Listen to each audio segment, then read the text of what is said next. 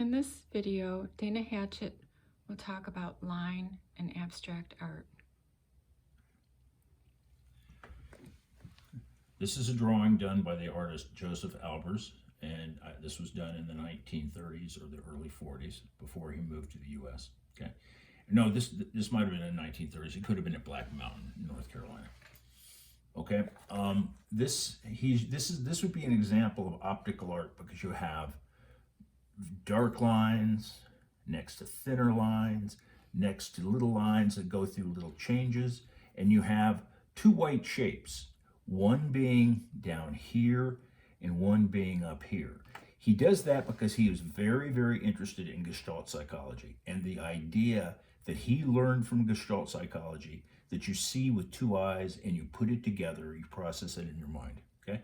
This could be what he's thinking in terms of the right eye would capture this, the left eye would capture this, and when they come together, they become a stereoscopic vision of things coming together. Okay? Well, it makes a whole. Makes a whole. Now, for just a second, I'd like us just to look at this and see what that might do with your eyes.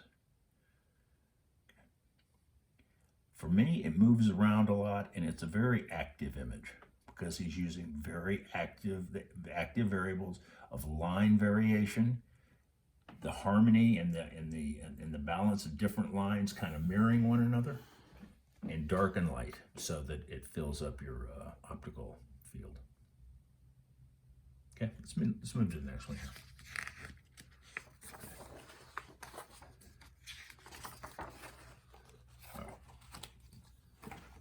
Same principle applies here. You're thinking, well, are all of those lines connected? They're not all connected. It's also the fact that very heavy, thick lines that are maybe several pica larger than the smaller lines back in here, they connect to those lines, and so you have continuity. So you have motion. It's almost like metal being bent in space, okay? But there's something I want you to note in here. As you look down this line of lines, you notice that these inside groups, these rhythmic groups of those three lines on both sides do not hit the other panel. The reason he's doing that is he wants to facilitate the fact that this eye is aligning itself with the left eye, and this is aligning itself with the right eye.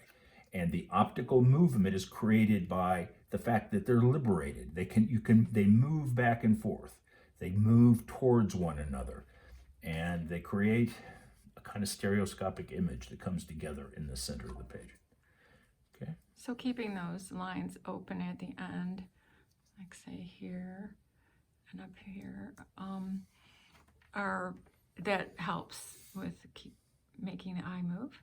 He's allowing your eyes to move, yeah. And if it was connecting to another plane, it would be seen more as a flat object. And this is mostly a flat object. So you have the visual activity. It's kind of like visual tension or something in here, because your eye might see that, and you might get a little bit of that optical thing happening. But it also moves because he wants the viewer to have the freedom to have this go this way and this go this way to create that stereoscopic center image. You know, he was a very pragmatic artist, very pragmatic, okay? I'm gonna move along here, okay? Now, I've designed some exercises based on some of these principles to kind of introduce to people the idea of, one, becoming familiar with the structure of a page. This is just basically lines coming together, trying to line everything up, and in this case it did, okay?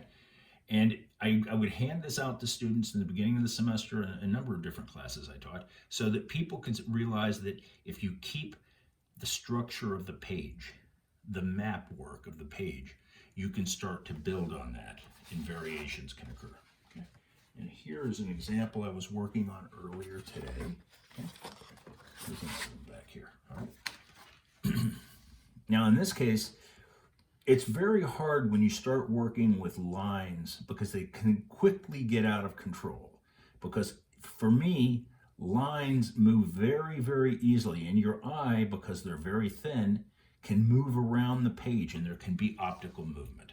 Okay, And so you might see the erased lines in here. So it's a lot of potential things like what happened down here is I had a little mistake or something. So I put a black triangle there to kind of seal up the page. I want people to realize that these are things that you develop and you work with. And if you can come back to the structure of the page, if you can manage to come back to the structure of the page, that will help the drawing. But at a certain point, you might lose that, and then the job you have is repair work. You're repairing and you're trying to bring back the sense of motion, and you're trying to then impose order onto little mistakes. And little mistakes happen. Here's an example in here, and it was little mistakes, but it was actually pretty, I mean, kind of planned it out a little bit. There's a plane in the background here. And now that uses, can you guys see how this creates, if you look at it, it kind of comes together and creates a rectangle that's slightly leaning towards being a parallelogram, okay? And then I opened it up by erasing, and it's a really good thing, erasing. Then I came into it with these little markers I have. And the little markers then are permanent. So you want to make sure you've made the right move before you add the permanency factor, okay? But in this case, I believe that this balances this. Because this is a triangle here, it moves towards this triangle here. And this is in keeping with the other videos I did of my dad's work and the kind of ideas my dad had. My dad was great at doing this, okay?